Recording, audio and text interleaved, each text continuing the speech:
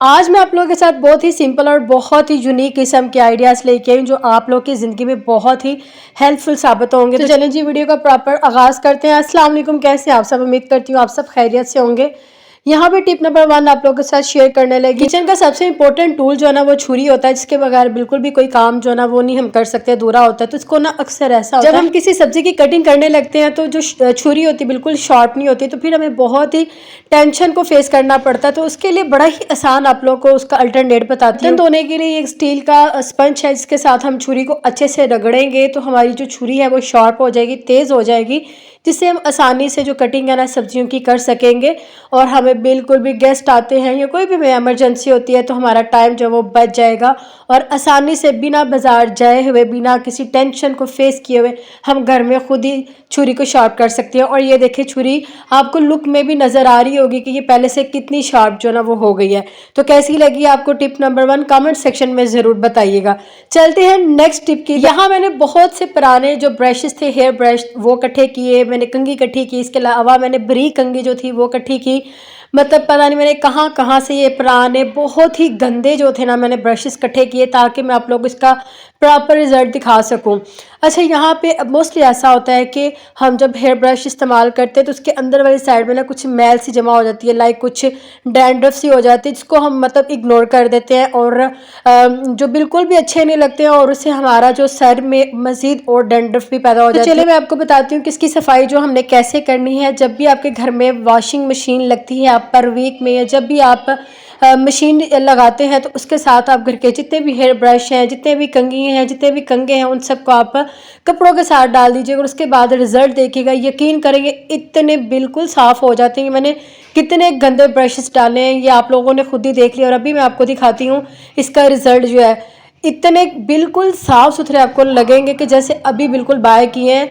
और अगर आप वीकेंड पे पर वीक पे अगर आप हर वीक पे ऐसे कर लें तो आपके घर के जो जितने भी हेयर ब्रश हैं, जितनी भी कंघी हैं, वो सारी की सारी नीट एंड क्लीन रहेंगी, साफ़ सुथरी भी रहेंगी और आप पैसे भी बचा सकते हैं मज़ीद नई कंघी लेने के बजाय कि हम इनको फेंक दें और नई जो है वो बाय करें।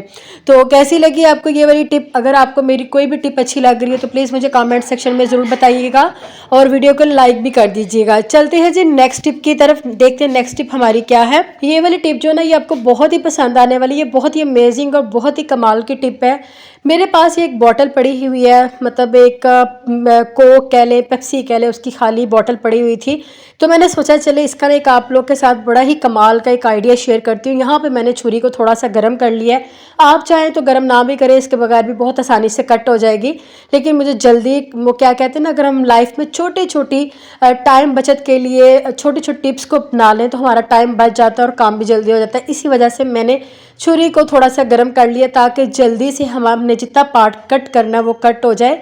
यहाँ पे मुझे इतना सा पार्ट चाहिए था ढक्कन वाली साइड का, मैंने वो वाला पार्ट जो उसको कट कर लिया। उसके बाद ये देखें मैंने पार्ट को कट कर लिया और ये है एक आपको बॉक्स दिखा रही हूँ। ये मेरे पास बॉक्स है चाय पत्ती का। यहाँ पे मेरे पास जो है ना चाय पत्ती को मैंने रीफ़िल करना था।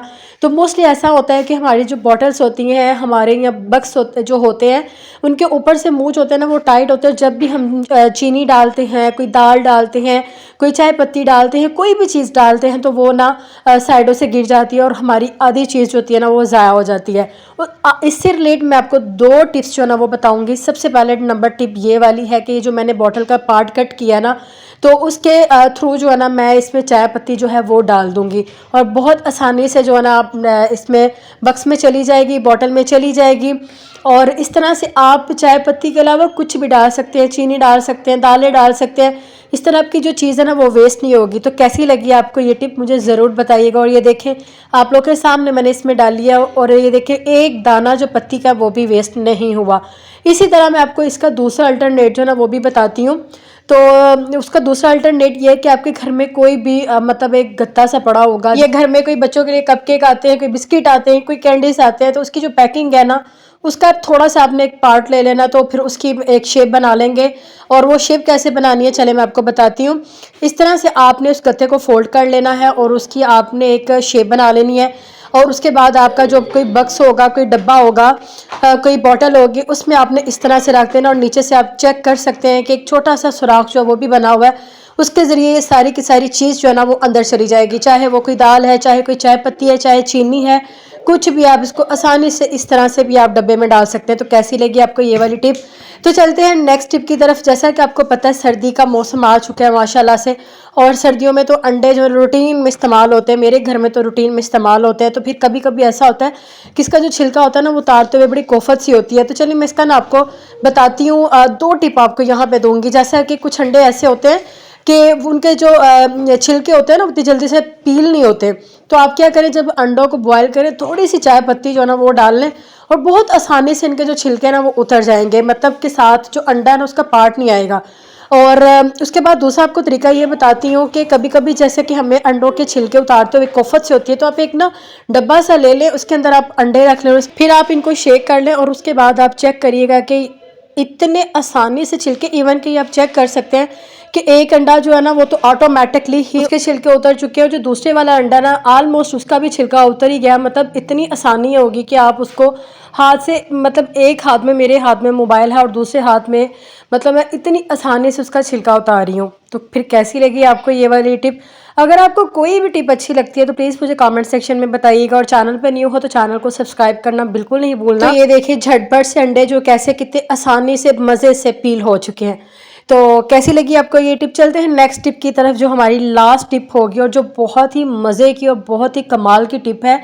आपको पता है कि दूध जो होता है ना, अक्सर हम ख़वातीन किचन में इतने मतलब काम में लगी होती हैं कि कभी वो काम कर रही होती, कभी वो काम कर रही, तो देखते देखते सम टाइम ऐसा होता है कि जो दूध होता है ना वो बॉयल हो जाता है, उबल जाता है। और इवन कि ये पतीली भी मैं आपको इसलिए दिखा रही हूँ कि ऊपर तक किनारों तक दूध आया हुआ है। इसका मैं आपको अल्टरनेट बताती हूँ जो बहुत ही आसान और बहुत ही कमाल का। आपने क्या करना है, जब दूध आपने चूल्हे पे रख देना, तो उसके बाद जब दूध आपको लगे कि अब उबलने की स्टेज पे आ चुका है, तो आपने एक टी कप जो है ना वो आपने दूध में रख देना। अभी आपने देखा ये दूध जो है ना ऑलमोस्ट ऊपर तक तो नहीं आया, लेकिन ये उबल रहा है। अगर मैं इसको छोड़ दूँ ना तो ये दूध डेफिनेटली ऊपर तक आ जाएगा। अभी यहाँ पर मैंने टी कप जो है ना वो दूध में रख दिया है, और आप देख रहे होंगे कि जो ऊपर तक दूध आया था वो भी नीचे तक चला गया है। मतलब कि आपने इसमें सिर्फ टी कप जो है ना वो रख देना और आपका दूध उबलेगा नहीं। तो आई होप आज की आपको सारी टिप्स बहुत अच्छी लगी होंगी। तो प्लीज़ लाइक शेयर ज़रूर कीजिएगा। मिलेंगे नई वीडियो में। अपना ढेर सारा ख्याल रखिएगा। अल्लाह हाफिज़।